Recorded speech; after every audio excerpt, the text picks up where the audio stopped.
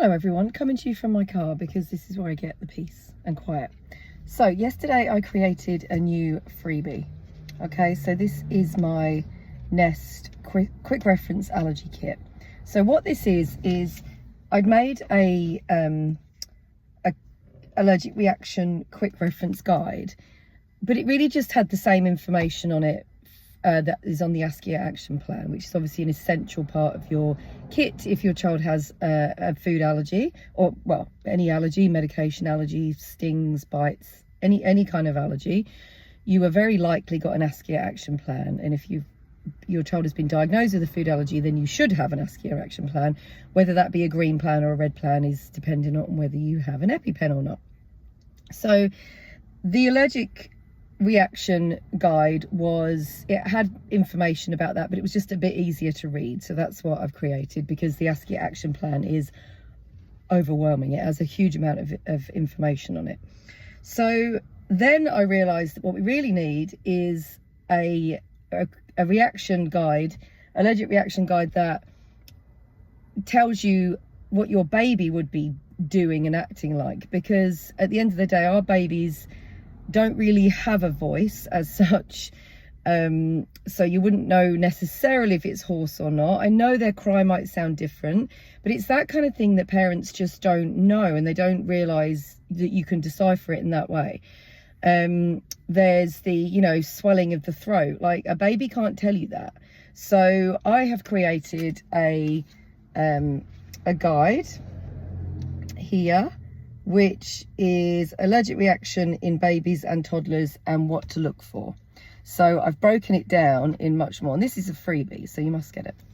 So basically what it talks of is the skin and flush changes in the skin. So what often happens with children is that their ears will become swollen, and we call those the fortune cookie ears for obvious reasons, but there's just not a lot, there's nowhere for fluid to go around like the eyes and the ears, which is why you get so much obvious swelling. And that swelling won't go down very quickly. It doesn't matter if your child has stopped having the allergic reaction and if you've given antihistamine. It may still take days for that swelling to go down, so don't worry too much about that. It doesn't necessarily mean that your child is continuing to react. It just means that fluid that's got all trapped in a place where there isn't normally, space, just is taking a while to go away. All right. So yeah, hives and welts. Basically, hives look like almost a bit like a mozzie bite that you've itched, and you've got the white sort of lump and the red around it, which we call the flare. So that's a hive or a welt. If you're British, you'll know it as a stinging nettle sting. There might be an itchy rash, but babies can't help it but itch. It doesn't matter if you keep telling them to stop itching, because they're babies and they don't know what you're saying. So they might get puffy eyes, that's right. So vomiting and diarrhea. So abdominal pain and vomiting. Now vomiting is the same regardless of how old a child is, but abdominal pain in a baby, they can't tell you. So what's usually happens is they become very just irritable. They're quite irritable, and sometimes they will like tense, like they're trying to do a poo. Sometimes they'll bring their feet up, their knees up around their tummy, and sometimes they'll just be really, really grizzly, and obviously they'll be off their food. So that is abdominal pain. That is likely abdominal pain anyway.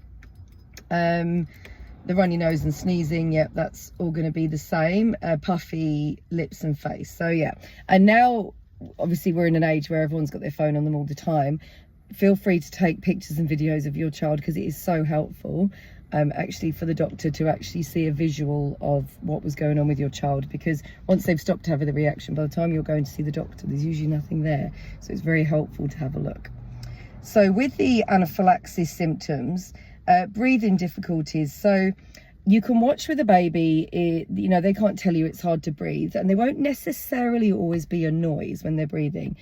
But what you can do is watch here. So if this bit here is pulling in, it's the same if your child has had like bronchiolitis or any sort of respiratory issue.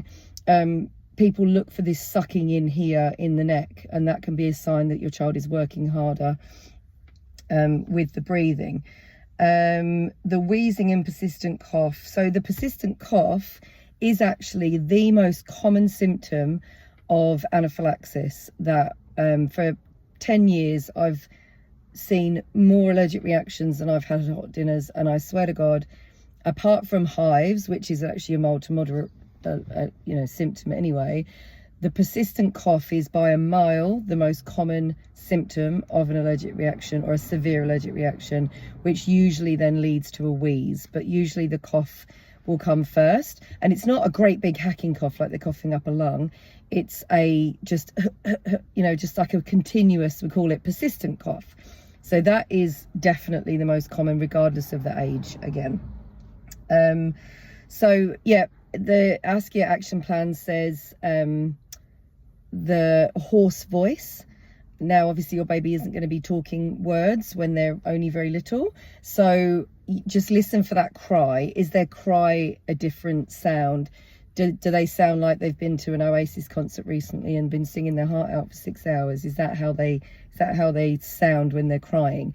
That can be the constriction in the throat around the voice box and all the swelling, and that's what can be causing that. But with a child, sometimes, especially when we get the teenagers that are sitting there in the corner, literally reacting, not telling anyone because they're like, I don't want to get a needle. Sometimes we'll say, can you just count to 10 for me, please? And they'll be like, 1, 2. So yeah, you need to kind of listen out for that. Drooling, now that's definitely quite a red flag symptom. That's and grunting and anything like that. What was the other thing I was going to say? That's it. So with a toddler or a little bit older, they'll say maybe their throat feels funny. An older child, we can say, does it feel like you've got swelling in your throat? What I say to children, probably 3 and up, is, do you feel like you've got a stone in your throat or bugs in your throat? Now that gives you a little indicator. Obviously this is not a black and white thing, but that gives you a good indicator of whether it's an itch or a swelling. So a swelling would feel like a stone in your throat. You know how when you swallow when you've been ill and you've got like really swollen tonsils, whatever, it can sometimes feel like there's just something there. But if it feels like there's bugs in the throat, we take that as like an itch, which is obviously less of a worry. Now obviously we take these symptoms and put it together with the rest of the picture of what's going on with this child. It's not only that, but that's a good thing to ask ask those younger children. But babies might just grab at their throat. That could be a way of them telling you that something's not right and they're feeling very swollen. And the last thing to talk about is that older children will go dizzy, and this is their blood pressure dropping. Now that obviously is a huge red flag symptom of anaphylaxis, and any signs of anaphylaxis, a child needs adrenaline. But an older child will be able to tell you, I'm dizzy, and obviously a younger child can't do that. But the younger children tend to go very, very pale. Again, that's what happens when your blood pressure drops. And babies might just go to sleep.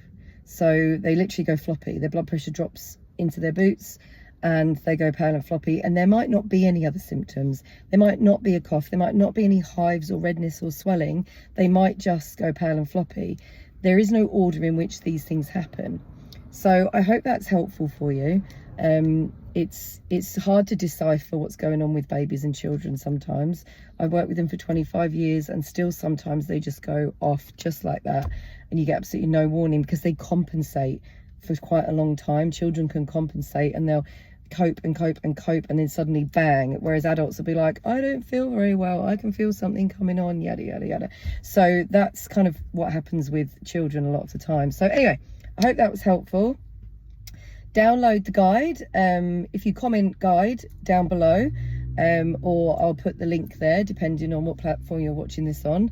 And yeah, let us know if you find this helpful, and if you've seen symptoms in your baby that you didn't recognize or you found it hard to decipher, let me know in the comments.